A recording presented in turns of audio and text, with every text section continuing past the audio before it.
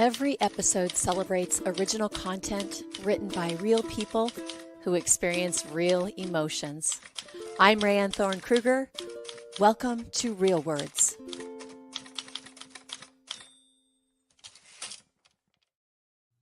And a big Real Words welcome to Jeff McNeal, voice artist. Hey, Jeff, thanks for joining me today.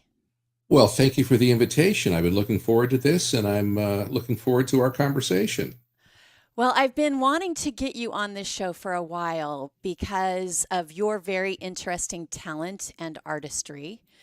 So if you would like to give us a brief introduction, that'd be great. Oh my gosh. I said brief, Jeff. Yeah, I mean, I have a hard time talking about myself. I just want you to know I'm Most not that artists kind of do. guy.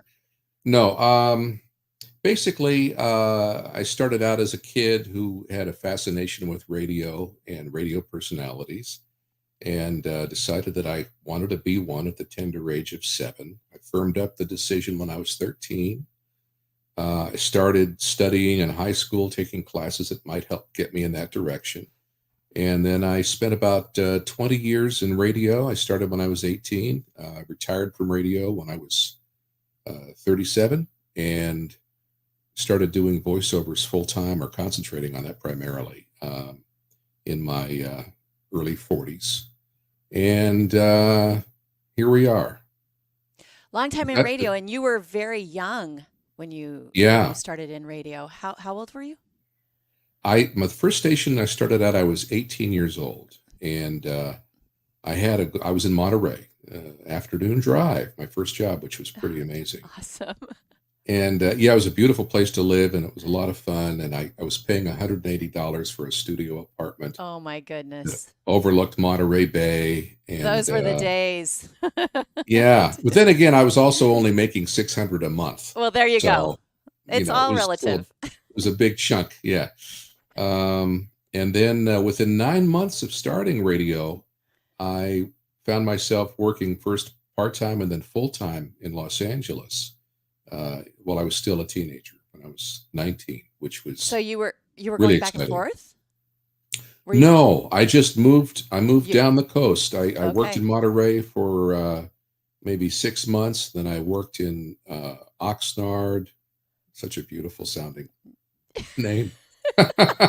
I never thought about it like that, but yeah, that's an interesting name for a city. Actually, it was Port Hueneme, if you want to be technical about it. But anyway, I worked at a station there for a few months, and I was always really, really keen on getting back to the LA market, because that's where I grew up. That's what I grew up listening to, and of course, LA was the second largest market for radio at the time. I think it probably still is. And I really didn't want to move to the East Coast or anything like that to try New York. So LA was my goal, and I got there relatively young.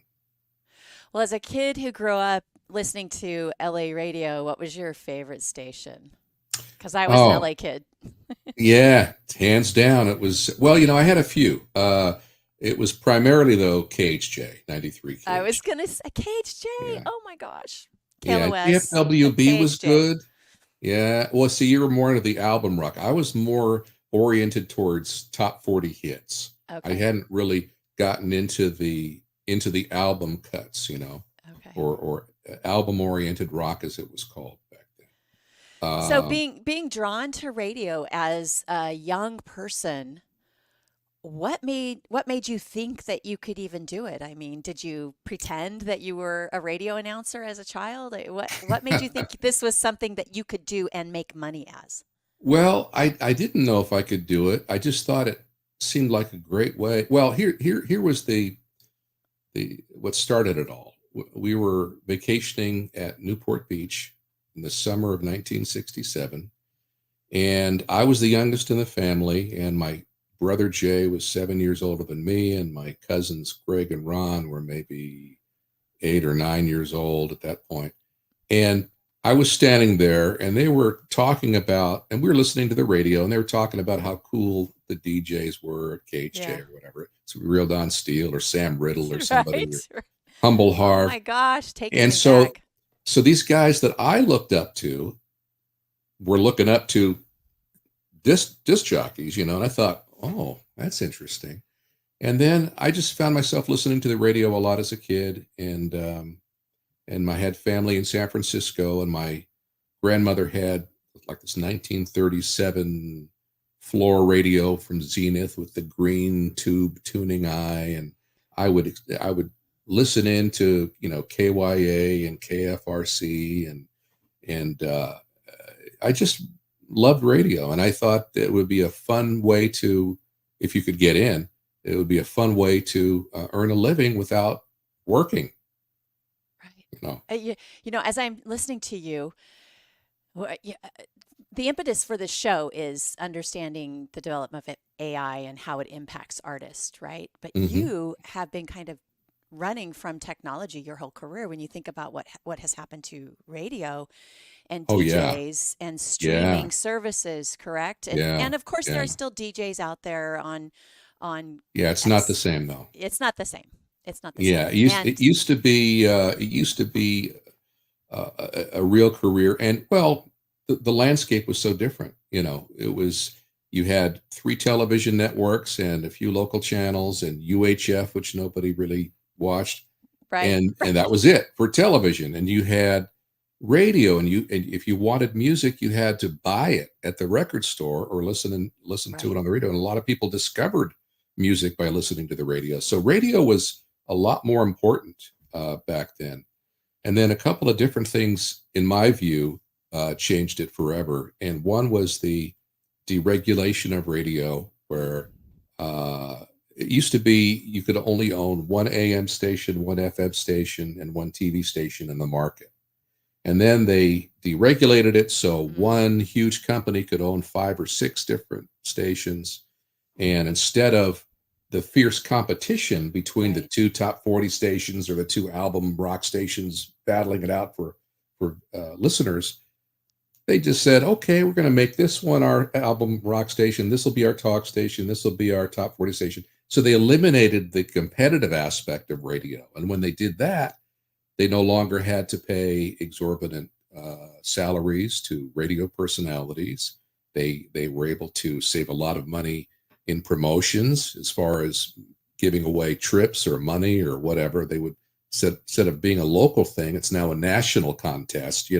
We're giving away $50,000, and you only have one of 300 million chance to win. But Right, I'm not going to right, tell you that part. right. So that happened, and then when Napster came out, Mm, MP3 and music sharing, man, that really wrecked the record industry too. I'm But trying it to think of the other also, one. Was it called Limelight or Lime?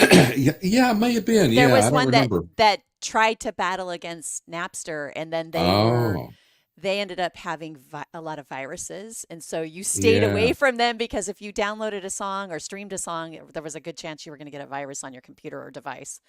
Well, by the time they got a handle on Napster and got rid of it, the genie was already out of the bottle, and people knew that they could listen to their music for free. They knew where to look, and And not of have to course have that, ads or a right. DJ or And that has also and on translated. demand, which is Yeah, the big thing. On demand, I don't have to wait for them to find my every 2 hours to my favorite song, right? For it to exactly. circulate in. You could hear it on demand. Yeah. I mean, I remember being 13 years old in 1973 and listening to KKDJ. It was the first FM station that I discovered, and which eventually became KIIS FM.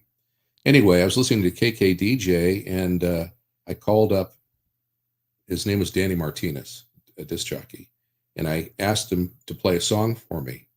And yeah, sure. And I stayed up till the end of his Oh. shift with my tape recorder, waiting to play that song. So as a result of that, when I became a radio personality, I never promised somebody that I was going to play Mm. something unless I knew I could follow through and actually do it, because it had Well, thank become you for that because I important to me. think I did the same thing. I think I did. I do remember the countdowns on New Year's Eve, the countdown, the top 100 from the year, and Yeah. staying up all night listening to you, waiting for your favorite song to be somewhere in the countdown. Such an amazing thing. So, when you were a kid, did you watch WKRP, and did that become? Is that what it was really like? I mean, that was my intro to radio personalities. I mean, I love the You know, DJ, but to see video behind the radio personality and the different people, Johnny Fever and yeah. this, and It so wasn't amazing. really anything like that. I mean, it Yeah. was exaggerated version of radio, I Yeah. guess, and because it was so exaggerated, I didn't really watch it. I thought, Okay. fake. I know what it really is. Um, but yeah, it was, it made radio popular. One of the things that used to drive me nuts being on the radio was seeing how radio was portrayed in the media, in movies or Mm. television. I remember watching Clint Eastwood's Play Misty I for Me. was just thinking that as soon as you said it, I almost popped in. Oh, play Misty for me. Yeah. Jeez. Well, that Ooh, station was in Carmel, which was right next door to Monterey, where I that's worked. right. And so you really have to suspend disbelief. Here is an all-night disc jockey, lowest man on the totem pole, reading poetry, no less. So he's working midnight to 6, presumably. He drives a classic Jaguar. He lives on this amazing bachelor pad Right. home Overlooking, on a overlooking. cliff overlooking the ocean. But the thing that really upset me was when he would be talking, reading his poetry into the microphone. He talk, and Right, you look right. at the VU meters, they're called, on the control board, and when he's talking, those things are supposed to be moving. As Like, he's vocalizing, sure. yeah, but they would just flat, because there was no signal going out, and that just like, Uh, come on, somebody should Prop have caught that. master, where are Yeah. you? Come So on. I'm a little persnickety when it comes to radio and the media. But Sure. So, how did you, of course, you had a natural lean for it. This was something that you wanted to do, but how yeah, did very you, much. so what, so we know drive will help us to develop talents, but what else did you do to develop your vocal stylings, your talent as a vocal artist? Okay, as far as being a disc jockey, you mean a radio Sure. guy? Or Okay. anything else. I know that you also are a singer and hmm you do impressions. So what hmm were there exercises How that did you all did? that Did you start? have Yeah. training? No, I've never had a singing lesson, and I never did learn. Interesting. Yeah, it was all kind of organic. The voice impression started when I was a little kid, and probably 5 or 6 years old. And my father, he was the disciplinarian, and he was pretty strict guy. And in other words, I saw his wrath as much as I saw his humor, and I did an impression of Paul Lynde in the car when we were driving somewhere, and I was like, it was like a bench seat in the car, and I'm in the front seat, and I start talking like Paul Lynde, and my dad started laughing. I go, little bubble went Oh. off. Oh, he likes that. Oh, so, and then I started doing impressions of Felix the Cat on television, the old cartoon, and so at that point, I decided that I kind of wanted to be an entertainer. I wanted to entertain my dad. I wanted to make him laugh, Make because him if I could laugh. make him laugh, Then he that wasn't mad. was, yeah, that meant a lot Right? to me. Yeah, yeah. Yeah. So that's how that started. And then as far as the the the announcing goes, I started taking classes in high school, public speaking, and I joined the stage crew where I was the sound man, so I could learn how to work the controls and be comfortable with that kind of the technical side of it.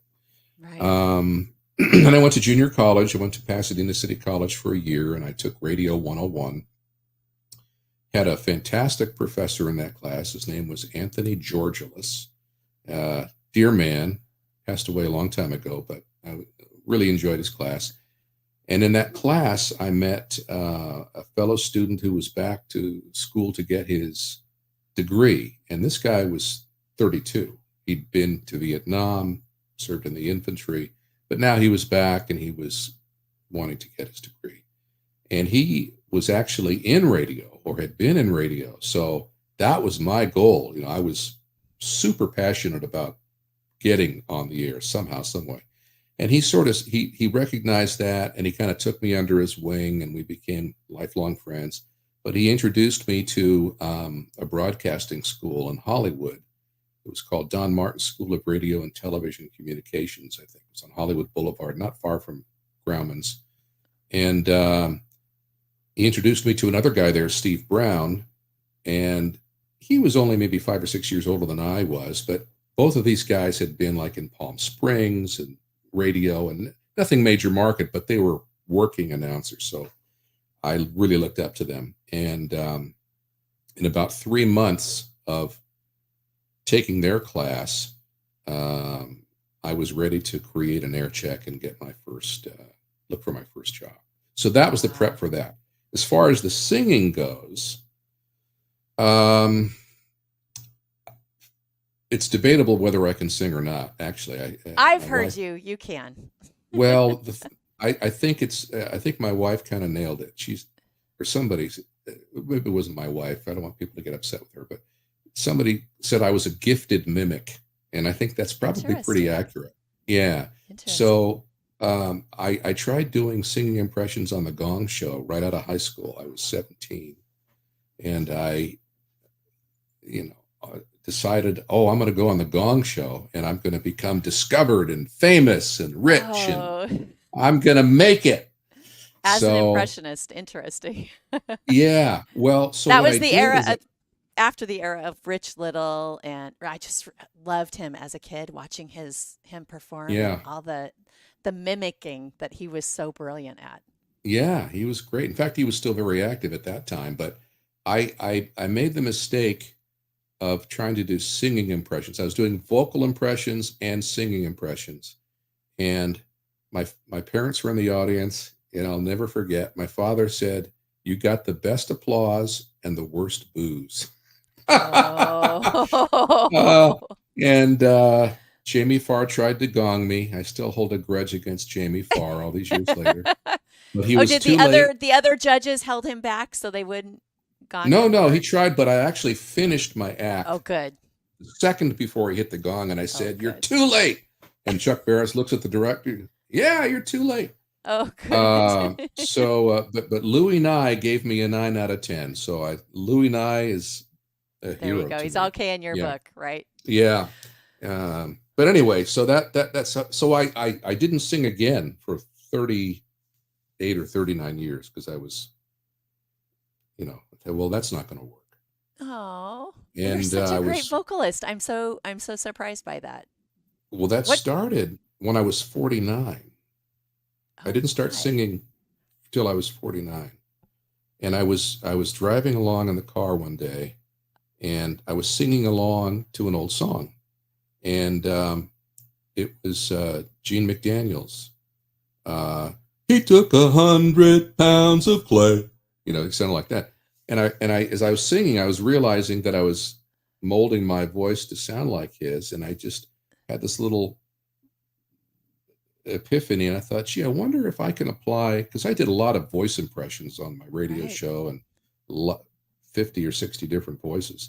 And I thought, I wonder if I can take this lifetime of vocal impressions and turn them into singing impressions, of singers that I like, even though I never really sang.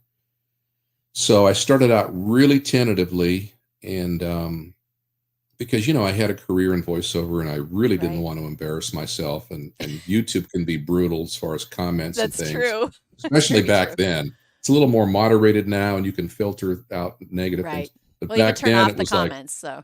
Yeah, you can, but I don't. If anyone wants to be critical or complimentary or whatever, have at it. Just don't be weird or profane or whatever. Right. But so I very tentatively put out that video of me singing 100 Pounds of Clay, and got a really nice response, and it surprised me.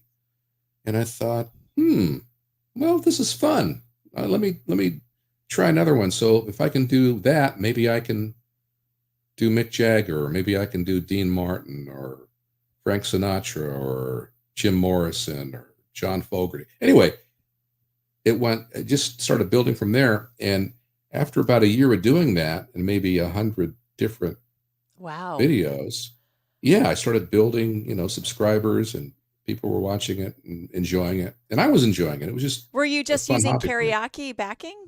Backing? Yeah, yeah, Okay. Okay. yeah, yeah. And if I could find it, but I wanted it to be really good quality. I didn't want it to be the Right. hokey karaoke stuff that Okay. has like the melody playing, the Yeah. melody of the vocals playing with the The thing with the bouncing little. ball. Yeah, yeah. So and I recorded it in my studio over here, and my vocal booth. Anyway, after about a year of that, and I was around 50 years old, and I thought, gee, it would really be fun to do this live, with for an audience with a band. How with fun would that with a be? cover band. Right. Yeah, yeah. So, but the problem was I'd never sang in public since the Gong Show, and I was so humiliated by that Oh experience no. that I was really nervous about it and didn't know whether I could do it or not. Wow. So I lived near Pachanga, the casino, and at the time they were having a karaoke night once a week. So for about 6 months, I would go and sing karaoke just to A, see if I could do it in front of people, and B, make sure I could, do a decent job. And then I started putting a band together. Were you nervous that first time? Oh, the first time I was so nervous. I mean, my heart was Somebody who's pounding. done vocal work for years, and you were so nervous at karaoke. Well, here's the thing. It's a weird thing about being a performer or a voiceover guy. You have to remember, I spent 20 years in a room like this, No talking audience. to myself. Yeah, there's No they're live out audience. there, and I'd get them on the phone or something. Right. Very different. and conversely, I was able. I threw out. I was very fortunate to throw out a pitch at a San Francisco Giants game back in the mid '80s, That's and there's cool. like 40 or 50,000 people. No problem. Hey, everybody, but because they're far away. But Right. when you have a smaller group of people closer scrutinizing you, then it's a different story. It's a whole different ball game. Well, So I'll bet after a couple of karaoke nights, you became a hit, and people that were regulars knew, oh, Jeff's getting up. We're going to have a great show. well, that's Come very kind of you on. to say. That's very kind of you to say, but not really. Everyone's there for themselves, and you have to get in line, and Right, you're right, lucky if you get to sing once every 2 hours, or right. So, but it's very forgiving. The nice thing, karaoke, That's as true. hokey as it is everyone is very supportive, That's because true. half the people there can't sing anyway. But Or whenever they've somebody gets been up, imbibing. They've been imbibing, and it's yeah, and it's there's just fun. It's it's just just a fun. fun. It's just fun, and Right. nobody's like, "Boo, get off the stage." You don't Right. have to worry about that sort of Well, thing. if you're not great, how brave do you have to be to, stay up there and finish, especially if you have any kind of idea of how not great you are, then it just Well, it's just fun. it is just fun, and the not great ones are very entertaining too. They are. They are indeed. The most entertaining, actually. So, as an impressionist, do you have any favorite impressions that you've done? Like ones that you always go back to or that other people seem to enjoy the most? Um, yeah, I currently it's Sam Elliott and Morgan Freeman. Oh, well, you have to do some now. Sorry. Oh, Please. uh, beef. It's what's for dinner. Well, Sam that's pretty Elliott good. kind of talks like this, and He sure does. or sticks out his lip like a turtle, and sounds got that West Texas accent going. So Wow, that's amazing. yeah, and then Morgan Freeman is more of a glottal sound. Like, let me see here. I'm so happy to be doing a podcast with Rayanne Thorne Kruger about voice work, because there's nothing else I'd rather be doing right now than visiting with her, or maybe seeing my old friend Andy Dufresne. Yeah. My goodness, that was brilliant. I'm going to clap, clap, clap, clap, clap. That was brilliant. How did you know to add that little bit of a crack? How do you do that? That's brilliant. It's that little bit of a crack in his voice. Well, it's that little crack is becoming more prevalent as I Oh, there get you go. older. It's coming Yeah, naturally to you. yeah, yeah.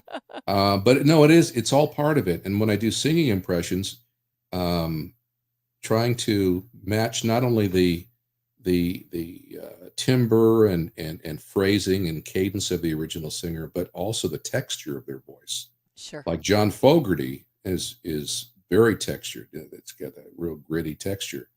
And so as far as I've had different favorite impressions over the years, depending on when it was. Like when I was The in era. radio, I used to do Ronald Reagan all the time. Who does Ronald Reagan impressions now?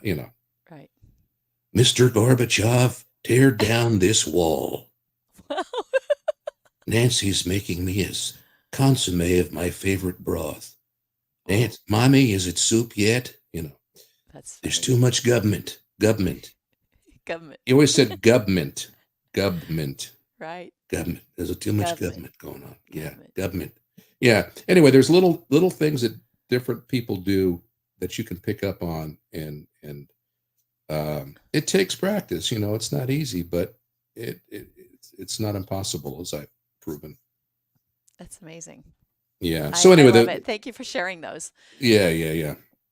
So voiceover work, anybody who wants to see or listen to your voiceover work and see if they recognize you needs to go to your website, jeffmcneal.com.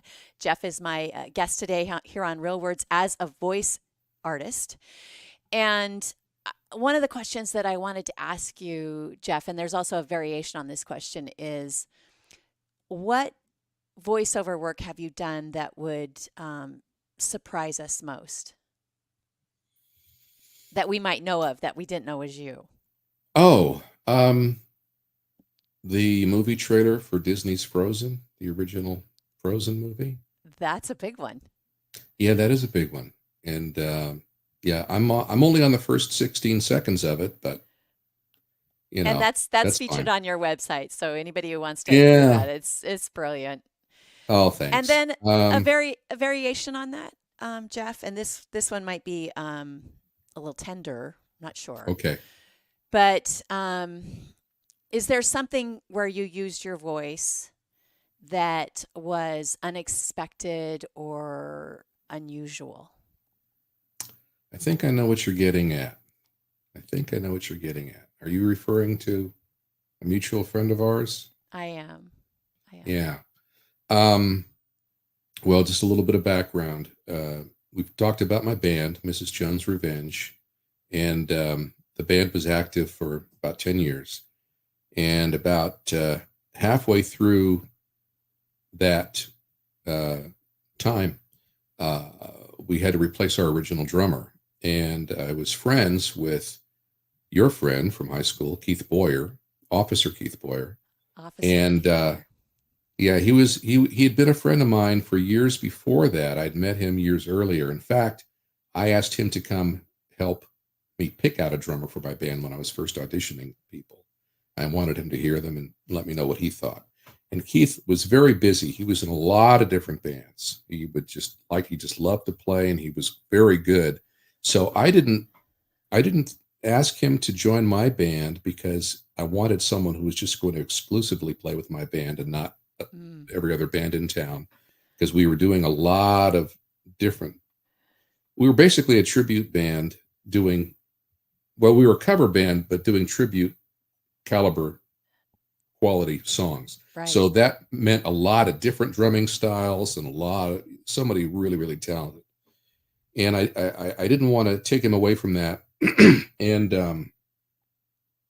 I remember very incorrectly thinking, and I couldn't have been more wrong, and I'm happy to admit it.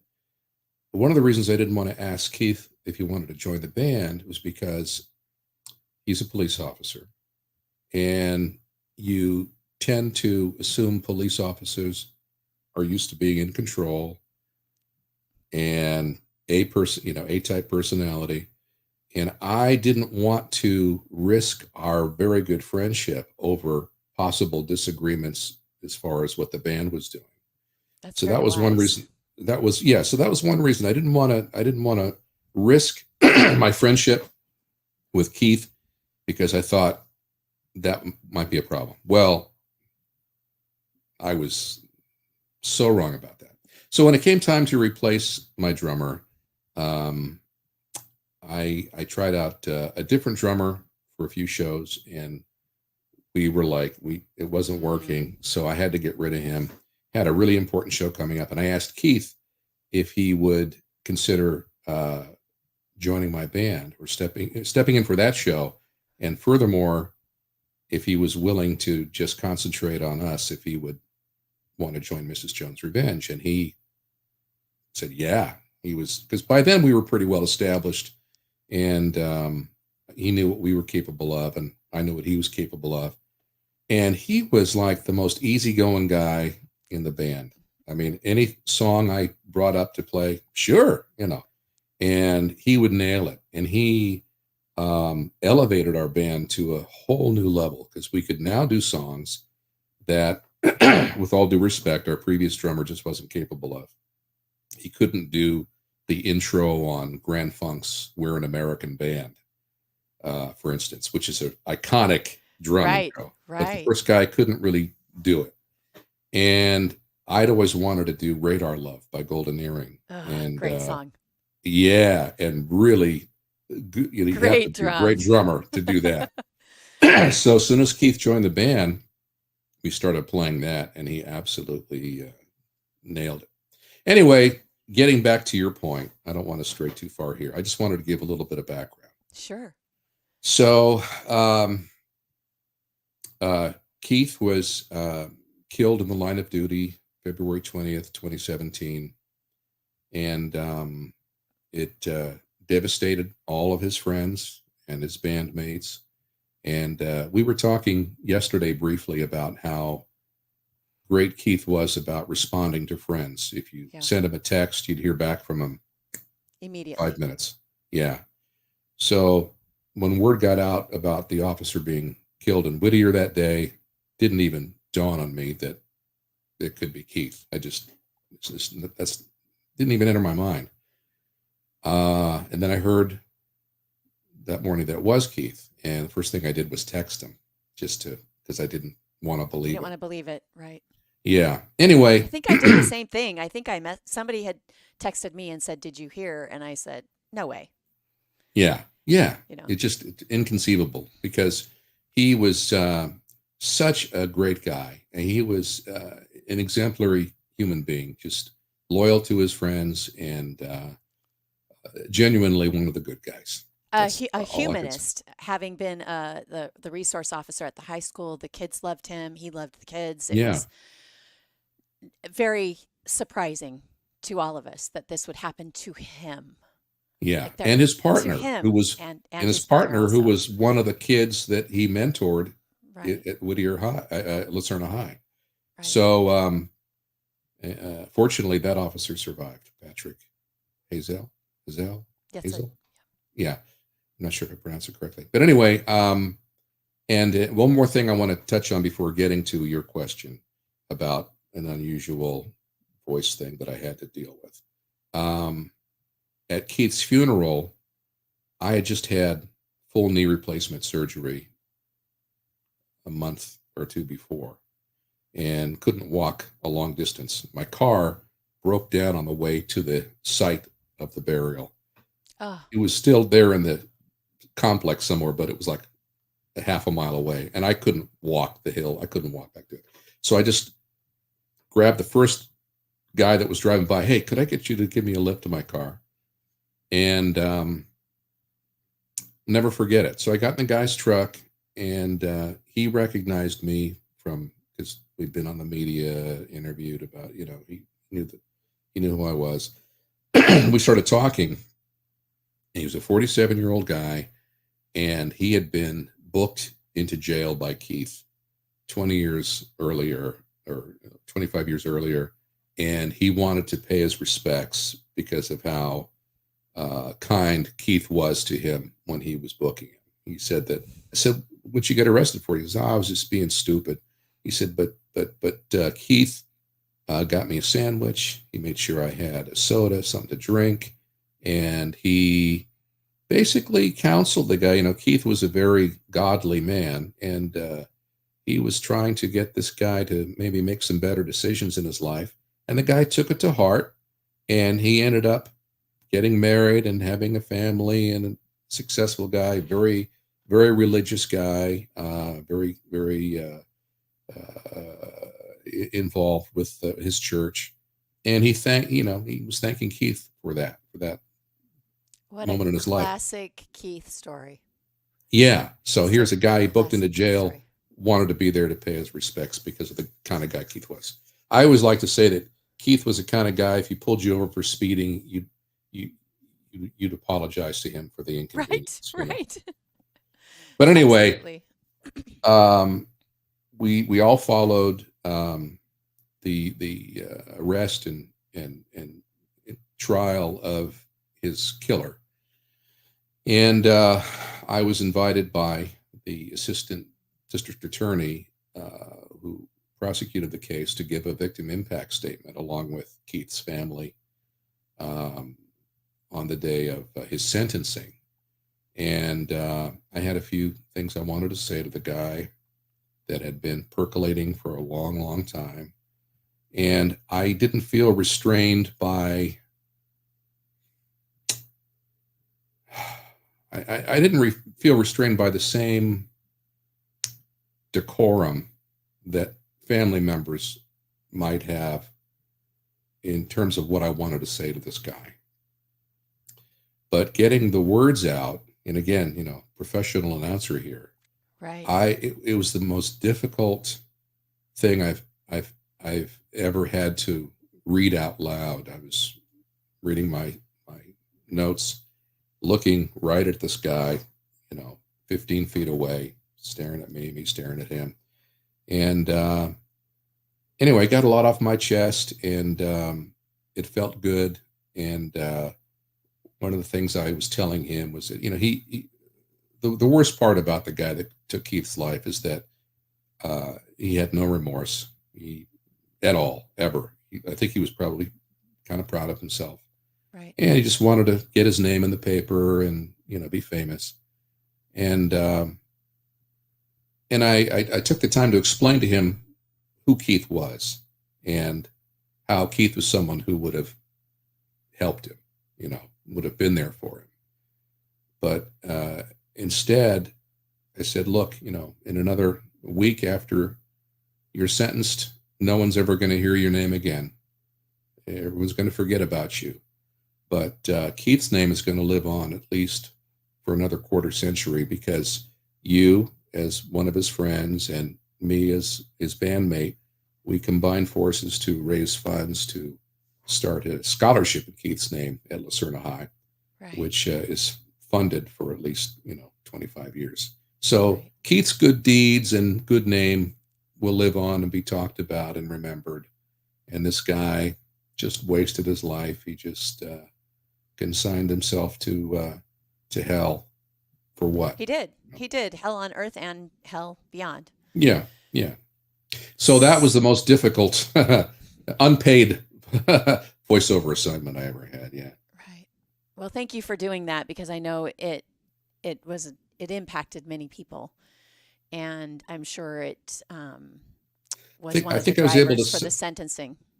I was able to say a lot of things that I think a lot of people would have liked to have said had they had the opportunity, and I didn't want to waste the opportunity to do that. Well, thank you. I'll say thank you on my behalf, because it was just a devastating experience. Yeah. And we still get together on the anniversary, right, to talk about and to remember and celebrate him and his life. His legacy is huge. And can I share a really interesting story with you? It's a little spiritual, but it's all please. Keith, and it's something that I've shared with his kids and other close friends. That. I've shared it with his stepdad, Don. I've shared it with anybody. I've shared it with strangers. I still have the van that I used for the band, and all the graphics were removed, but on the back window is an art piece In fact, hold on one second. Let me just grab it. Okay, good. I happen to have it here. This is on the back of my van, and it's too. Hold on, let There me you get rid go. of the reflection. And it's Great. basically rock and roll heaven sort of a thing, and that's Keith on the drums, playing Oh, with John Lennon and Leon Russell and George Harrison and David Bowie, and he's so anyway that's on the back of my van. So anytime somebody stops me in the van, asks me about it, I tell them this story, and I try to keep it as brief as I can. It was Christmas Day, 2019, and had the family over to the house. My daughter, her husband, my younger son. They were in the living room playing a game, cards or a board game or something. And I was sitting at the top of the stairs petting my dog. My wife's on the other side of the house downstairs in the kitchen, preparing what we're going to have for that Christmas Day dinner. And I'd had a TV on in the library, watching The Office on Netflix. And I just left it on. I walked away, and I was at the top of the stairs petting the dog. Well, I have several Mrs. Jones Revenge videos that are on YouTube, as you probably know. And all of a sudden, the TV in the library started playing a Mrs. Jones Revenge video at full volume. And I'm like, what? I was embarrassed. I didn't want my family to think that this was something that I somehow orchestrated. I had no idea what was going on. So I rushed down and I said to my wife, what's going on? She says, I don't know. She had a TV in the kitchen. She said, my TV switched to YouTube, but nothing happened. So I go in the library, and it's one of our videos with Keith, old videos with Keith on the drums. And I got the chills. I thought, this is really weird. Wow. So I turned down the volume. I was on Amazon Fire Stick, so I went back to the main page, turned off the TV. Okay. But I'm still freaking out over what just happened. How did this happen? Right. I had eyes on everybody in the house. My wife doesn't even know how to work a remote. She's busy in the kitchen anyway, so I knew she had. Yeah. So what's the explanation for this? So I come upstairs and I start writing on my Facebook page about this weird thing that just happened. No more than 5 minutes later, while I'm writing this, I hear another Mrs. Jones Revenge video blasting through the floor from the library down below. So I went rushing down. Now I'm really freaking out. How is this possible? So I don't have an explanation for it. I just took it as a sign that Keith is in a better place. He's doing just fine. He wanted me to know he's okay. Why me? Why not one of his kids? Or why? That's another thing I've struggled with. Why did this happen to me? Because you're the one that can share the story. I guess, I mean, yeah. here you are sharing it for everyone to Yeah, hear, and you've shared it yeah, with anybody that you right. think would benefit from hearing this story. So Well, I thank you so much for sharing it, because that means the world. It means the world to anybody who knew him. And if somebody could provide me any sort of a rational explanation for how that happened, I'd like to know. And obviously, I have a YouTube account. A couple of things I want to make very clear. That TV was not signed on to my YouTube account. That TV, the second time, would have had to turn itself on, turn the volume all the way up, navigate to the YouTube app, open up the YouTube app, and out of the millions of videos on YouTube, find not one, but 2 of my band videos. And you don't have a dog that's that talented, and you don't have a grandchild at that time old enough to turn I honestly, I have absolutely no, and there's been a couple of other things that happened too shortly after Keith passed that I won't get into. But if anybody has a rational explanation, I'd love to hear it, because I just can't figure out what it could have been. It was Well, thank you for sharing that story and for once again helping us to remember such a special person and Sure. who touched hundreds and hundreds, thousands of lives with Yeah. his good works while he was here Yeah. on Earth. Interesting that we've come full circle now, and I would like to go back to technology. And before we leave, Keith, talk about how Mhm. you used technology in the concert I'm that so glad was you used brought to that up. raise money. I didn't have it in my notes, but as you're talking, I'm thinking, oh, there was a great example of tech. And I'm a techie. I love technology, but there are some Yeah. things that I'm discouraged and worried about, which is Well, why Real that Words is here. But tell us about how you use technology at the memorial concert in Keith's name. I'm so glad you brought that up because it's something that I'm super proud of. And it almost didn't happen. And I didn't know if it was going to work until the rehearsal right before the show that night, which is why nobody knew anything about it. My bandmates knew about it, but nobody else did. No, it was an And amazing surprise. I'm so happy. And well, the impetus for it was my love for Keith and something that he told me or said to me on more than one occasion. I brought the PA and the lights and everything, and he brought the drums. So we were always the first to arrive and the last to Last to leave. leave. By the time we were loading up our equipment in the vans, everyone was gone. The parking lot was empty. And Keith and I would just sit and just chat for a few minutes about life, family, whatever.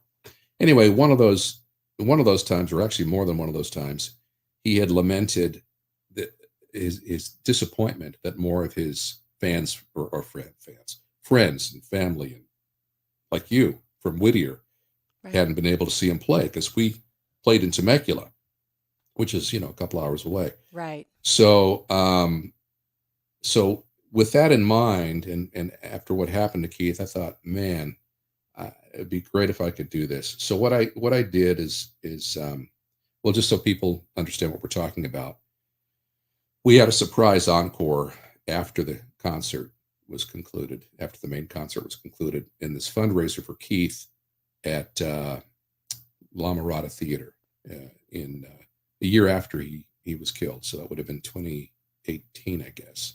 Yes. And we had a surprise encore where they lowered a screen and there was a projection of Keith on the drums, and we used his drum track to play along live with. The rest of us were live, but Keith's drum track was isolated.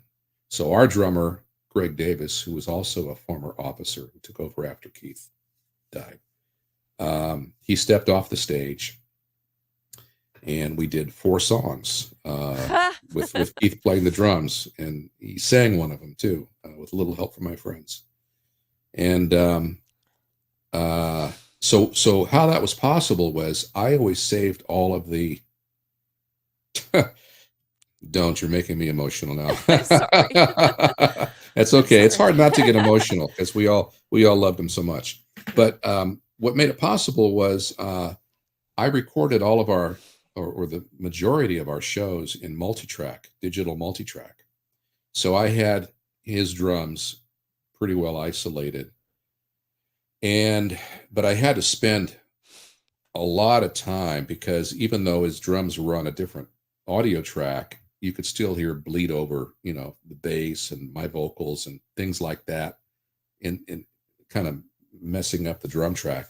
So I found some technology, some applications that allowed me to just preserve his drums with nothing else.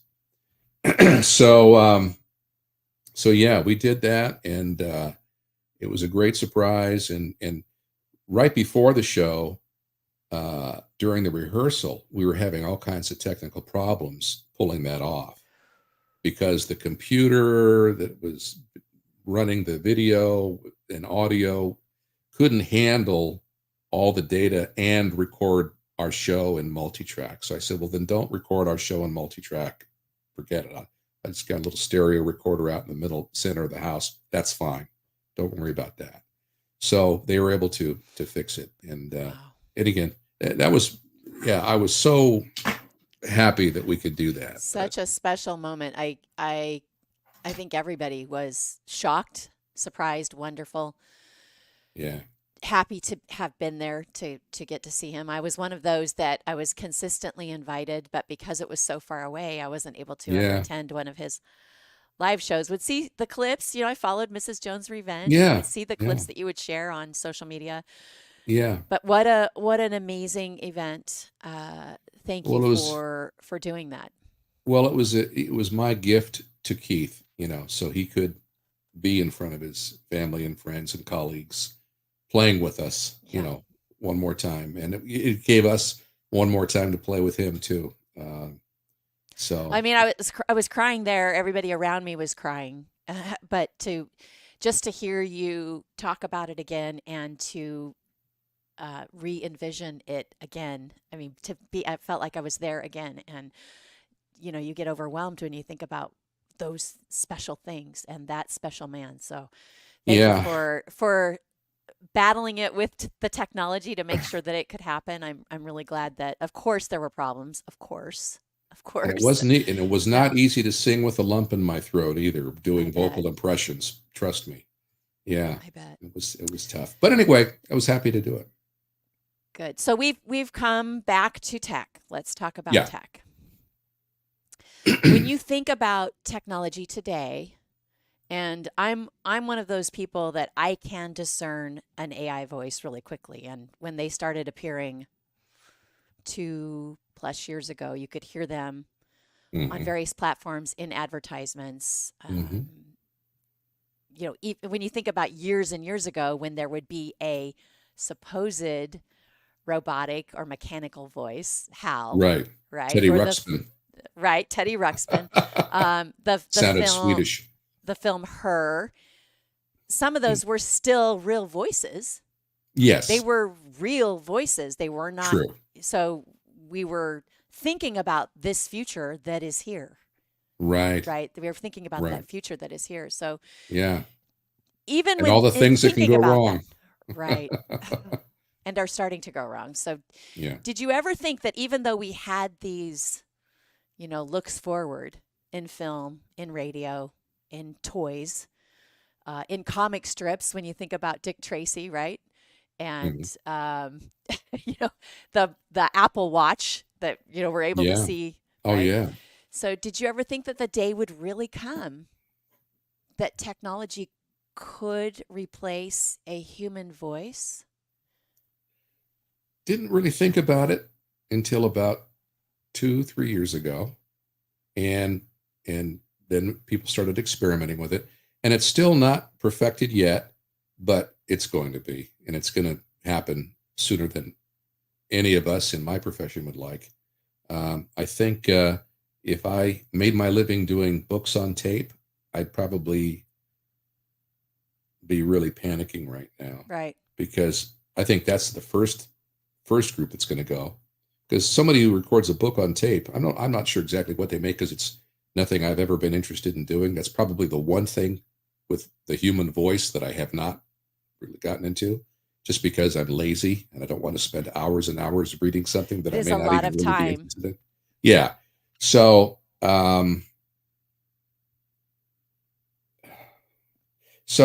I've lost my train of thought. But anyway, now you can transcribe the entire book and feed it to the AI thing, and you know, and for $35 a month, whatever it costs, unlimited, and you can read that, have them read that thing in a pretty good and good enough way, and not have to pay a human being 10 grand or 15 or whatever they paid him. Well, when I So think, go ahead. I was just going to say, obviously, everyone's going to go with the cheaper, less expensive option if they're the ones paying the money. It's not going to be It's quality, just human nature. but it will be Right. cheaper and maybe quicker, right? Yeah. Oh, Maybe absolutely quicker. produced Yeah. quicker, right? Yeah. Maybe Yeah. fewer mistakes to have to be edited out. But there will always be a lacking of emotion, which even when you think how hard it was to be in court, Yeah. the emotion in your voice is what made your presentation so powerful, Mm. right? So I hope that we'll still be able to cling to that, the real human side of it, and still have representation by human beings in voiceover work and as voice talents, vocal talents. So if somebody came to you today and said, "Hey, Jeff, tell me everything there is to know because I want to be a voice talent. I've always, everybody loved me in school and I did impressions like you, Hmm. right? They had Hmm. this history like you and they fell Yeah. in love with DJs and all the things that there are, even though there are fewer DJs, there still are some out there Yeah. that are Yeah. well loved or VJs when you think about the day and time Sure. of MTV when it first launched, how much Hmm. we loved and man, I really wanted to be a VJ. Roger So Rose what is one of my Facebook friends. Speaking uh of BJs, that's real awesome. character. Yeah. So So what advice would what I have for advice them? would you give? Yeah, what would you tell somebody that said, "Hey, this is what I want to do." Stay in school. Look at other options. I mean, honestly, That makes me really sad. I don't know what to tell them unless they can figure out a way to use AI to their own advantage. Maybe they're not that talented in voice, and maybe all they have to do is sample their voice and let AI do the work for them. And Interesting. they're not going to make as much money. They're not going to make real money, but they might be able to eke out. I don't know if they can eke out a living with it, but at least they can earn something. Right. I think AI is actually going to help a lot of people who really aren't that talented do things that they couldn't do. So there's that side of it also. But when I was just listening to you speak a moment ago, we all speak with a different cadence, and That's right. and AI can't do that. That's one of the reasons you can immediately detect an AI Right. voice now. And the fact that they often mispronounce really easy words or don't know the correct True. context for the pronunciation and say read instead of read, READ, that sort of thing. Right. Right. But they're going to fix that. And I personally think that AI voices will be not only indistinguishable from human voices in every sense, but there'll come a time when the people who are worried about their voices being cloned or used, like without authorization, they're not going to need those voices because they're going to be able to synthesize a completely unique, different voice that's never been heard before, that doesn't belong to anybody, that doesn't Right. borrow elements from anybody. And it's just going to take the humans right out of it. So It's I don't sad know. to think about because when you think of all the lost professions. I mean, even as we're talking, Yeah, thinking about a court reporter, somebody that's sitting in court transcribing what's happening in court. Um, true. Anybody that does voiceovers for commercials, this has been their work, their livelihood, or trailers for movies, right? Hello. Like you Yeah, have done, right? yeah, The trailers or voiceovers at the Oscars, right? right. Being somebody that's done the voiceover at great giant award shows or intros at Sure. concerts or anything like that. And that is a Because, profession that will be altered. Much yeah, like radio DJs have had to alter their path. I think So there will still be a market for real humans, uh, in the I hope sense so. that I think so because one of the things that I use as a argument against AI is: do you really want your brand to be associated with cheap, inexpensive, the quickest, easiest way you could do it because you didn't have to pay somebody to really do it? Somebody Right. who really understands your business and has emotion and can Yeah, really convince somebody that I what do you're doing think is good. businesses, organizations, corporations that really care about their brand will Yeah, definitely take the time to invest in real human talent and yeah, skill I and think so too. ability. So Yeah, I yeah, believe I will hopefully continue to It's believe going to in be an that. interesting next, and it's happening so exponentially Well, when you faster. think about what's happened in the last 5 years, what are the next 5 years going to be? Well, you know, What are they going to be like? well, Tesla, as you know, or may not know, they're heavy into robotics. They're making humanoid bots with AI that are going to do all sorts of tasks that maybe humans don't want to do. They've got one now folding the That's laundry, where I which want seems like AI. a Let's little bring weird. the AI in to wash the dishes and do the laundry and Yeah. trim the So, yard and clean the pool, all those things that we want to do, and right? I think Elon Musk's take on that is that all these jobs will be replaced that humans once had, but they won't have to do them because they'll be so much less Other expensive things to to do. do them, Yeah. and give you other things to Other do. things to do. And he's of the mind it's going to create a lot of wealth. I don't know. It's going to be long past my expiration date, so I'll Me never too. see Me it. too. I don't know. Exponential development is happening. So we don't know it could Well, be within 5 years. I think we're in for some fantastic, scary times in the next five well, years as far as here's a technology.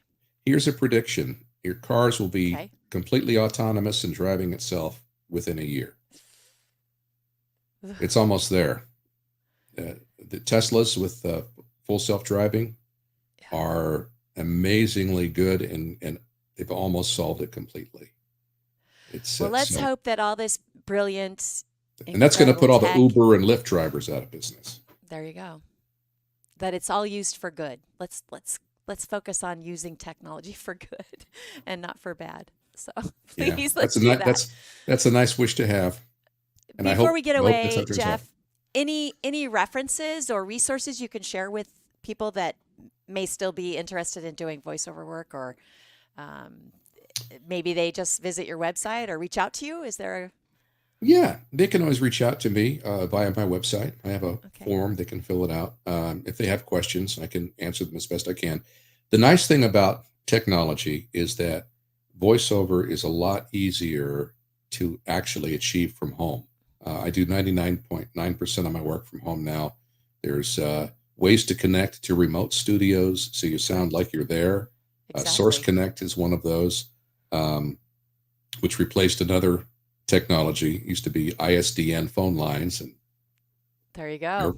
yeah. So there's always an evolution. So and you don't have to spend a fortune on gear either. There are some great interfaces. I'm talking on one now. It's made by Antelope Audio. It's called Zengo, and it has basically racks and racks of formerly tens of thousands of dollars worth of studio gear in a little box about this big for $600, and I it, hope I it don't does everything. disconnect, but here I've got my own little Oh yeah, Focusrite. Little I'm yeah, connected to those are a great. yeah. Yeah, It's great. yeah. So So so it doesn't have to be expensive to get into it, but you do have to practice a lot, read out loud a lot, um, and and maybe emulate some of the people you admire. I mean, that's what I did when I got into radio. There were certain personalities that I really liked, and I tried to sort of do what they were doing, but in my own way. And yeah, get yourself some education, and but watch out for unscrupulous voiceover coaches. There's a lot of that ooh, going on. There's a okay. lot of people that are really happy to take the money from people Take your excited money and about not them. really have the experience Yeah, or know what they're doing. So yeah, that's good. yeah. That's good advice. There's one that shall remain. Well, all they'll all remain nameless, but there's one in particular I'm thinking of, who hasn't been doing VO work all that long, and set himself up as the guru of Oh, interesting. voiceover. Yeah, and everybody wants you Yeah. know. It's all So about the coin. It's all yeah. about the coin. So, well, Now, what a pleasure to have you here. Oh, go ahead. You have something else? well, I was just going to say, I don't do seminars or courses or anything like that, but I do give free advice on occasion if somebody's has a sincere Awesome. question. Yeah. So Awesome. anyway, Rayanne, thank you. This has been really Thank fun. you, Jeff. Anything next for you before we get away? Um, just enjoying the grandkids and trying to stay healthy, and Yeah. make This day it and to age my of mid COVID. 80s, hopefully. Yeah, so we'll see. But no, nothing on the horizon professionally, or I'm just going to continue on and looking forward to starting Medicare in January and collecting my SAG after pensions Awesome. then. And Well, that's amazing. My guest thank you so today has much. been the incomparable vocal talent, Jeff McNeal. Thank you, Jeff. You can learn more about Jeff at jeffmcneal.com. You would not believe all the trailers that he's done and the voiceover work that he's been part of, and also his vocal stylings, impressions, and singing. He's just really talented individual, and I feel very honored that you joined me today, Jeff. Thanks. Thank you, Rayanne. We'll see you next time here on Real Words.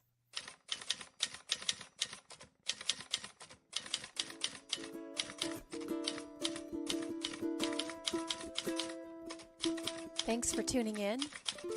This episode was made possible by Never Enough Media.